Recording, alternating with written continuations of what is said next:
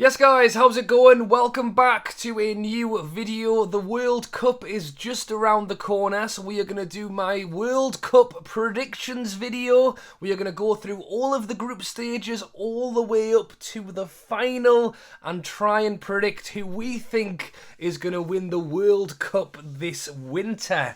Let me know your predictions down below. Who do you think is going to win the World Cup? How is England going to do this World Cup? Can they have a good one, or is it destined for failure? You let me know your thoughts down below. If I'm honest, I'm still trying to get pumped for this World Cup. I don't know if it's because the Premier League has just ended. We haven't had long before the first game. England's first game is on a Monday lunchtime when everyone's at work, so I don't know, I'm not quite there yet, but I'm going to try and get into this video. We're going to start straight off with Group A. I have got two favourites here. The Netherlands first. Depay absolutely ripping it up for the Netherlands. They didn't have the greatest Euros. I think they are doing a lot better now. The likes of Van Dijk, who weren't in the Euros, are now in the World Cup. They're my favourites from this group. And then I've gone Senegal second. Mane, basically. Won the AFCON. Senegal's game plan is basically give the ball to Mane. And it seems to be working. They've got Saw on the other wing as well, who tends to find a bit of space when everybody's marking Mane. So those are my two favourites going in there. Qatar, third place, home nation. Might get something over Ecuador. Generally speaking, Qatar have been playing a lot of football before the tournament to basically try not to be embarrassed when they get there. And Ecuador qualified despite actually not doing that well in qualifying, but that's pretty much the way it works over in the South American qualifying. So that's Group A. Group B, I am going to back England for a first place spot. Generally speaking, England should win this group. Generally speaking, England should win all three games. England are ranked 5th in the FIFA rankings. Iran are 20th, USA are 16th, Wales are 19th, so England are the favourites and have a very good squad. The trouble with England is, for me, there's a question mark over the manager. There's injury issues going in, and we've lost, or we haven't won a game in 6. So form for England going at this tournament isn't great, and I think Iran will give us a good game on Monday. I will have a full England versus Iran preview out where we'll go through that in a lot more detail, so subscribe if you haven't already. And I will note, I have a beard in that video because I recorded it yesterday. I shaved my beard off this morning, fresh for the World Cup. But yes, I'm going to back England there. In second place, I'm actually going to go Wales.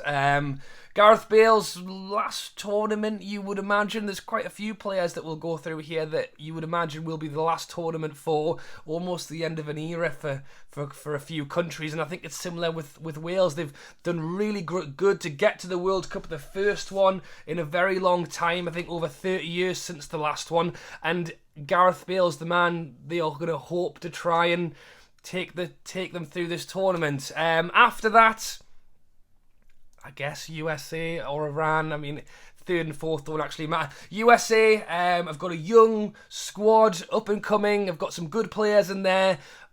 Aren't quite clicking in terms of how they're going to get this team to work. What I'd imagine they're going to do is sit back and try and fly out. And then Iran, I've got a decent side. As I say, work hard, tough side, possibly the best team they've had in a long while, but I think we'll still struggle in that group. Over into Group C, the favourite is Argentina. Messi, another player you could well imagine will be the last tournament for. Messi's actually been saying that he will decide what to do next in his career depending on what happens in this tournament. Is he just adding more pressure to the side? Yes, to be honest.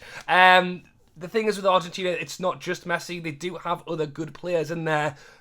But depending on if Messi turns up in form, ready to go, like he sometimes hasn't done for Argentina, if he does, I think they're in line to have a very good tournament. In second place, I'm going to go Poland.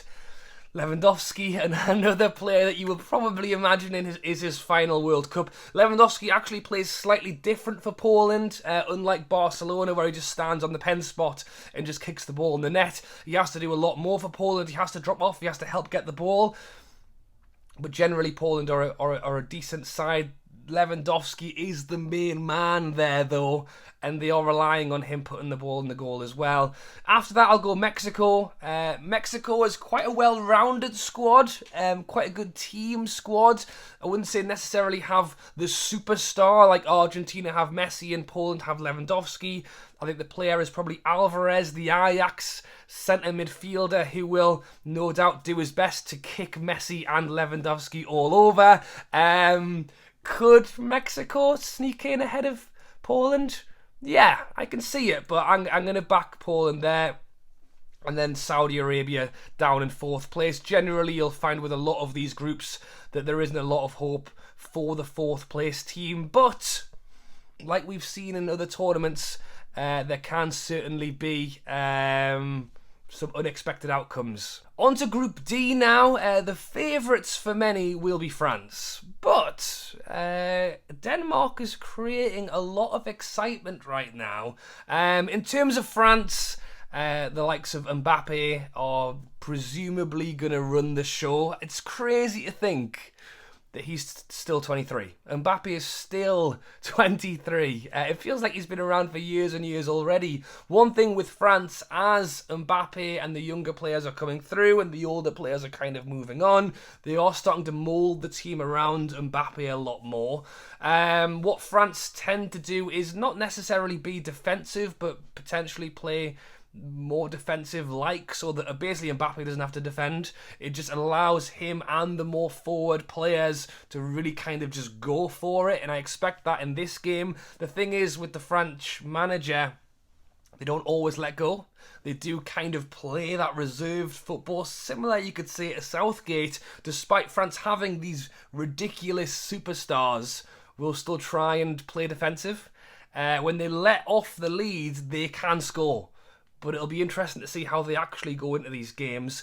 Denmark's slightly different. Denmark, I wouldn't say necessarily has the superstars. They are just a very well-rounded team who play very well together, qualified very well, were part of the side that obviously saw in the Euros do incredibly well, and obviously have Eriksen in there, who will have a lot of love in this tournament, I've no doubt. And the likes of Højbjerg from Spurs as well, who actually plays maybe an even more forward role for Denmark than he does for Spurs. But those are the two standout teams there. Australia, great that they got in, and I would love to see how they do. The difference is Australia does not have a superstar. Australia, in fact, I think will struggle, to be honest. They don't have much pace. They don't have much counter. I think they will sit and defend and pray. And then Tunisia, similar, don't have the superstars. What Tunisia will do is probably kick you all over, defend, and try and grab a goal. So I think the two favourites are France and Denmark. People are actually backing Denmark to go first in this group. I've got a feeling those people might be English. So we'll do it, and I'll show you what I mean when we get into the next round. In Group E, the favourites here are Spain and Germany, and I think I would probably go that way around. Spain, the generation of obviously Iniesta, Xavi, and all those great players obviously moved on, and Spain are now kind of coming into like a resurgence. They've got a lot of young players throughout the qualifiers. We saw them play loads of young players. They were actually trying to play a very possession-based passing style and didn't quite have the players for it. I think Spain are almost like a few years too early in this tournament. They have players like Pedri, who will be fantastic, I've no doubt, and I think they will be good enough to go through this group and possibly through a few stages, but maybe not quite ready yet. Germany have got some really good players, but aren't scoring many goals, which I think could potentially be an issue for them this tournament. But Gnabry, Sane on either side of the pitch, Germany I think are going to be good this tournament. After that, Croatia and Japan. Croatia always getting through, always doing good. I think the standout name is Navas, the goalkeeper. If you're doing your World Cup fantasy team, maybe he's not a bad shout. I think you'll make a lot of saves. Japan, or a good passing side, keep the ball low. But I think we'll struggle in this group. In Group F, this is a tough one to call as well, because I think Belgium will be the favourites in this group. I spoke about Spain being a year early, or Belgium a year or two late. You talk about the likes of Lukaku, Hazard, Carrasco, some of these guys who... What was the Belgium golden generation that didn't quite do it? Obviously, De Bruyne, however, is still there and is still the incredible superstar, world-class player who will make the difference in this tournament. If he turns up and scores a few free kicks, they've got through and they're winning. The Belgium defence, obviously Kompany's gone, but everybody else, I think, is still the same defence they've had for the last 15 years. So I think this is another team where it's not just a player who will probably go. I think there's quite a few players in this Belgian side that it will be the last tournament for. Behind that, I'll go Croatia. Speaking of players, Modric, he said it's his last tournament. 36 years old now. Obviously, they've got Perisic in there as well, and do have some good players, and I expect Croatia to do good. They always do good, or they have done over the last few tournaments, so you expect them to do it again. Canada and Morocco. Canada, potentially an underdog chance of doing something here. The manager is actually from round Newcastle, from Durham, John Herdman, big up to him. Fingers crossed that he can do well. And Canada have got loads of young players, almost like a bit unknown. I think the one you'll probably know is Alphonso Davies, who generally is a left back but pretty much plays left wing for Canada because he's one of their best players. And they've got a lot of young players from the Premier League, from Europe. We'll have to see how they get on. And then Morocco, decent side, who I think will struggle in this group. Over to Group G. Favourite in this group, as you would imagine, is Brazil, if I can click it. Neymar is the main man there, and you would expect with Brazil, it's all about attack, it's all about flair, it's all about scoring goals. Having said that, question mark on who the number 9 is at the moment. They've tried Vinicius Jr. there. He got himself a goal not too long ago. Obviously, Jesus has been in form for Arsenal. But really, it's Neymar is the man who's going to do the job. And defensively are okay. But the main thing is attack. And then they've got Casemiro in the middle to try and stop other teams getting through. Second to them, it's between Switzerland and Serbia. I like Serbia. I like Mitro, generally. I like Fulham because I like Mitro. So I like Serbia as well. Serbia will walk in, be strong, be powerful, will potentially not play the most attractive style of football, but will give it a very good go. And Mitro up front is going to be a big difference for them, alongside his striker partner. Vlahovic, had to look that up, did not remember that. Mitro and Vlahovic, and they've got Tadic in there as well, connecting the strikers and the rest of the team. So some good players in there.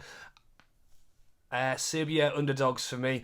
Switzerland coming in as well. Obviously Shaqiri, great player. Fabian Schär from Newcastle, mentioned him as well.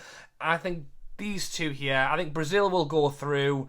Question marks over them. And then Cameroon, that fourth place team that I think will have a tough time, but they will put the ball forward, they will get it in the box, they will play to their stature, they will whip the ball in as much as humanly possible to try and get a nut on the ball and try and get some points out of it. So I'm not ruling them out, but I think they'll have a tough time. And then over in Group H, the favourites are Portugal. You talk about Portugal, the first thing you think of is Ronaldo. It's just nature at this point, but following his off-the-field stuff, actually, I don't know how much his teammates are too happy with him. We've seen the videos of him walking in the changing room. Fernandes didn't want to shake his hand, but that's the thing. They've also got Fernandes, Cancelo, Bernardo Silva, Diaz at the back, Jota, who I think's injured at the moment, but generally It's not just Ronaldo. Portugal have a very good side there, and that's why they're favourites. Second place, you'd go Uruguay or Korea. Uruguay, Suarez will be there. Will it be his last World Cup? You should certainly imagine so. Last tournament, you would imagine. But it's not just Suarez. They do have some good players in there. And then Korea, it's Son, isn't it? Who is potentially injured. I'm not 100% sure on that. I know he was injured going into the tournament. It'll be interesting to see whether he's fit for this game. They've also got Hwang as well, the striker from Wolves. So Korea have got some good players. I think I would still probably back Uruguay. And then Ghana don't have the superstar like Portugal have Ronaldo. Uruguay have, well, would you say Suarez still? And then Korea with Son. Ghana are just a well-fit, well-built team. Great stamina. Will press. Will win the ball back. But is that enough to get them through in this group? We'll have to wait and see. On to the round of 16 now. I am backing Netherlands against Wales in that first game. As I say, Van Dijk was not at the World Cup, was not at the Euros, but he will be at the World Cup. Depay is absolutely smashing it. Netherlands generally have got a good side, so I'm gonna back them. Bale, I think, will have a good tournament. I think he will get them through the groups. I think after that it will be tough work. Argentina versus France. I mean, that's already a tough game to call. Had I have put, because I put France second in their group, had I have put them top, it would have been Argentina versus Denmark, but I didn't. I'm going to back Argentina. You know what it is? France have got off-the-field stuff going on as well. I think France are going into this tournament a little bit all over, but sometimes that can just suddenly turn around and they do great. I'm kind of hoping the same thing happens for England, if I'm honest, because we haven't been great either. Germany versus Croatia. Would love to see Modric go out with a bang, but I just think Germany are better between the two of them. And then I'll back Brazil against Uruguay in that one. England versus Senegal. That wouldn't be too bad a draw there, would it? And I do genuinely think if England come top of the group, that it will be Senegal who comes second in theirs. And if that is the case, would be a very nice draw for us. Obviously, what happened in the Euros, was similar, where did we want to come first? Did we want to come second? Because we wanted to play the team that wasn't as good as. If it works out the way the seeding does, that isn't a bad route into the quarterfinals. The alternative would be that if Senegal was able to come top, then it would be Netherlands we would play, or if we come second to try. Generally, it's not a bad draw considering some of these teams are getting Argentina and France in some of these games. And then it's Denmark versus Poland. I like Lewandowski, but I just think there's a buzz around Denmark at the moment. And that is the quarterfinal there, which brings me back to earlier on where people who I think are English are backing Denmark to win the group with France. I wonder why. I wonder if it's so England can play Denmark in the quarterfinals. Moving further down, we've got Belgium versus Spain. I spoke about these two earlier. Belgium, are they a few years too late? Spain, are they a few years too early? I think I'll back Spain. Unless De Bruyne steps up and wins it on his own, which is extremely possible. And then Portugal, Serbia. Yeah, I like Serbia, but Portugal have got so much going on there. It's interesting with Portugal because they still basically play to get the ball in the box so Ronaldo can score. And, I mean, at the end of the day, when Ronaldo stood on the penalty spot for 90 minutes of a game, he can easily score one or two. So it's not a bad way to play, but as I said, they have a lot of other players in there as well. Moving into the quarterfinals now. Netherlands versus Argentina. I mean, these are getting tough. And this is the thing. I said at the start that I'm still trying to get hyped for the World Cup. When you've got games like Netherlands, Argentina, Germany, Brazil, by this point in the tournament, I will be 100% invested. It's just right now, with all the stuff going on off the pitch as well, and everybody, there's so much going on. We're just going to talk about the football in today's video, but there's so much going on. It just seems like a bit of there's a bit much right now. But to continue, I think I'll go Argentina. I think Argentina and Brazil are getting backed really heavy. Something that I've not actually mentioned in this video is the fact that it is in Qatar, and I think it's going to be around 30 degrees Celsius. teams like Argentina and Brazil, who are from South America, I know it's not the same as Middle Eastern heat, but it's closer than England in the winter right now. England will have sunburn within about 5 minutes of stepping off the plane. At least the South American sides will have that in their locker. I think that's something else that will weigh on teams like England, who will just be boiling. I am hot today, and it must be about 10 degrees. So it's just a different world. Germany, Brazil. Sticking with the Brazil. Moving down, England, Denmark. You know what it is? It would be totally England to get the draw, to get through Senegal, and then lose to Denmark. I think that will be totally England. And I think Spain and Portugal, as I mentioned, Portugal have got to be up there. The players that Portugal have got are insane. Can it be England? I hope so. I really do. I think it's going to be a tough tournament, but when you're getting a run in like that, you've got to be considering the other side is the way I'm looking at it. Obviously, this is my creation, and this is not exactly how it's going to happen. But my God, Netherlands, Argentina, Germany, Brazil, England, Denmark, Spain, Portugal. Obviously, they're good, and nothing to take away from Denmark because I could see them beating us, to be honest. Up here, Argentina versus Brazil. Going to keep back in the Brazil at the moment. It's strange because, as I mentioned earlier, Argentina and Brazil haven't really done that great on the world stage in the last few tournaments. I think this is the one. I think this is one where they need to come out and do it, and I think a player like Neymar will take Brazil far, and that's not even talking about Paqueta, Bruno Guimaraes, Jesus, Vinicius Jr. They've got so many very good players. You talk about like world-class players there. Portugal, Brazil final. Or can it be England? I mean, at this point, it'll be interesting to see how Portugal do. It'll be interesting to see how the dynamic changes between, is it just the Ronaldo team still? And if it is, that isn't a bad way to play it because he is outstanding.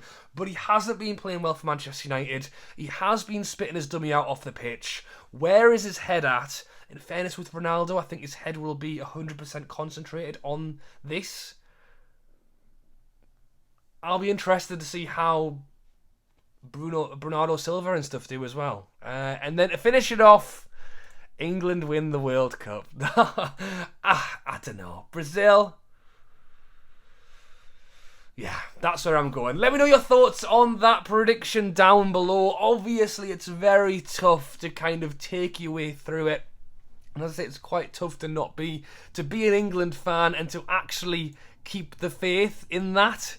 I mean, I'd love it. I would absolutely be over the moon to see us, as I say, get to that stage. And if we could have a run-in like we're looking at there, it's another one to take advantage for. We've got a decent group. We've got a decent outcome in the pots, depending on what team comes where. As I say, you would imagine that Netherlands would win their group, and that would leave Senegal second, which would not be an easy game, don't get me wrong. And good God, it would also not surprise me if England went and tried to lose that one as well. But it's just one of those where hopefully the dice align or everything aligns and we can take it to where we want to go. And as I say, once we're getting into this stuff, my not feeling up. To be fair, when we play against the USA on Friday night, that'll probably wake me up as well. Alright guys, thanks for watching as always. If you're still watching this long later, subscribe to the channel. I am doing World Cup content over the next month and a half. I will still be dipping in with the Newcastle usual stuff.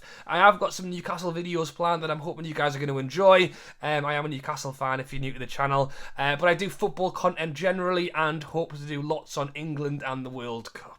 Alright guys, thanks for watching. As always, drop a like, subscribe. As I say, I will have the full England-Iran preview out before the game on Monday as well, so keep your eyes peeled for that. I go into a lot more depth on what I hope to see from England in our first game. Alright guys, thanks for watching, and I'll catch you later.